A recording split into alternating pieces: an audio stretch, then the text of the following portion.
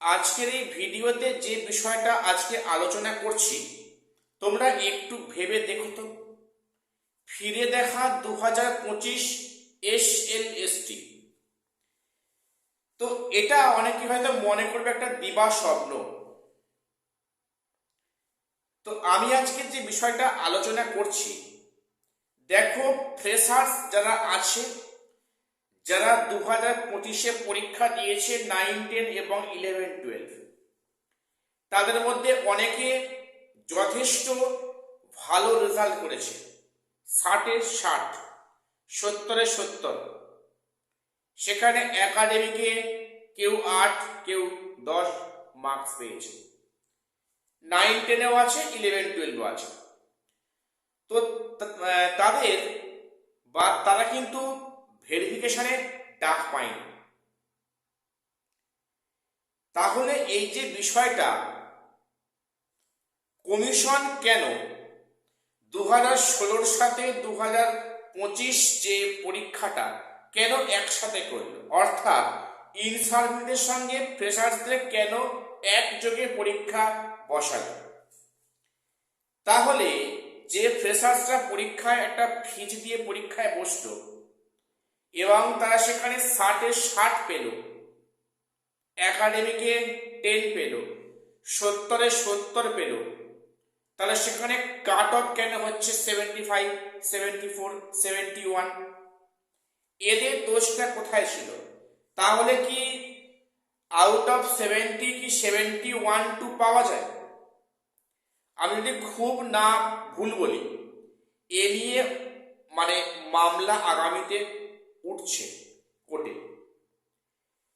Commission তাহলে ফ্রেশার্সদের কেন পরীক্ষায় বসালো? তাদের যেহেতু 60-এ 60-এও চাকরি দেবে না, 70-এ 70 পেলেও চাকরি দেবে না, তাদের কেন পরীক্ষায় বসানো হলো? একটা বড় প্রশ্ন। আরো এখানে বিষয়টা মোড় ঘুরছে। দেখো, প্রথম যে দুদিন কাউন্সেলিং হলো মাইনর সাবজেক্টে, তো মাইনর সাবজেক্টে যে কাউন্সেলিং হলো সেখানে অনেক সাবজেক্টের এখনো ভ্যাকান্সি পড়ে আছে। কয়েকটা সাবজেক্টে অর্ধেক সিট এখনো খালি আছে, সেখানে যোগ্য ক্যান্ডিডেট পাওয়া যায়নি। তাহলে বিষয়টা, মনে করো যে সাবজেক্টে 80 থেকে 82টা ভ্যাকান্সি আছে, তাহলে সেই সাবজেক্টে কি 70 থেকে 72 জন এক্সাম দিয়েছিল? সেটা কি সম্ভব? সম্ভব নয়। তাহলে সেখানে কমিশন কি তার রুলস মানলো? সেখানে কি 1:1.6 রেশিও মেনটেন হয়েছে? তাও হয়নি।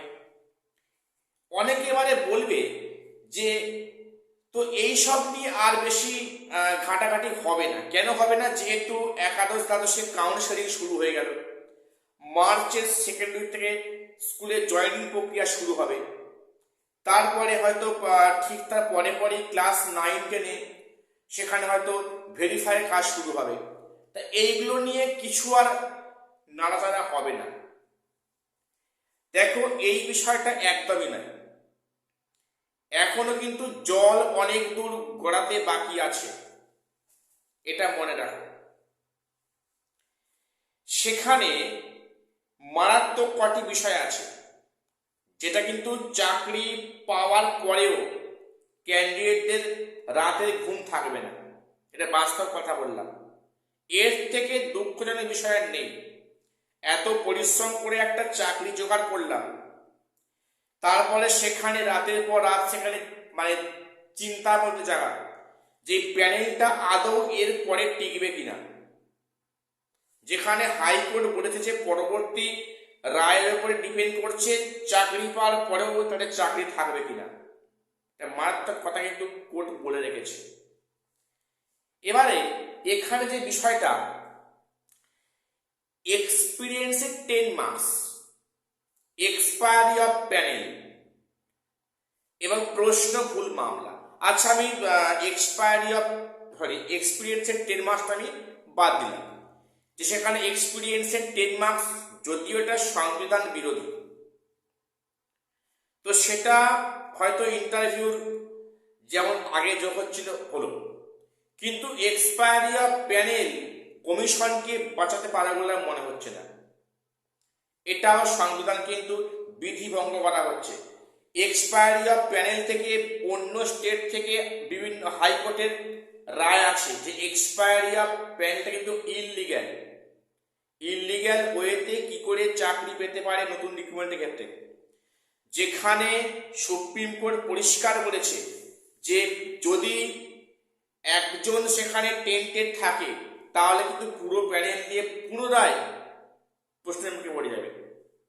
তাহলে যেখানে শয়ে একাদশ দ্বাদশের এক্সপায়ারি অফ প্যানেল থেকে ঢুকেছে, তাই তাদের ক্ষেত্রে কি অবস্থা হবে?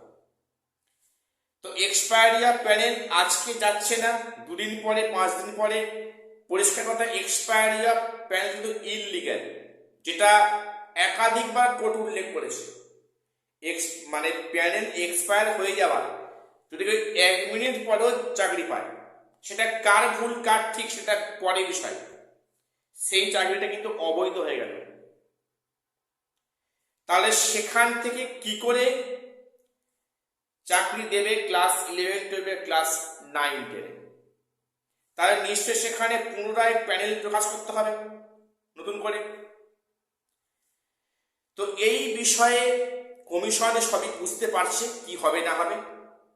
তাহলে তাই কি এত লেন্দি প্রসেস হচ্ছে? দেখো, একটা বিষয়ে সেখানে কাউন্সেলিং পর্ব হয়ে গেল, পরবর্তী বিষয়ে এখনো subject wise counselling date, intimation letter download, সেই সাবজেক্টের স্কুলের ভ্যাকান্সি এখন প্রকাশ করলো না। আজকের ফেব্রুয়ারি মাসের লাস্ট,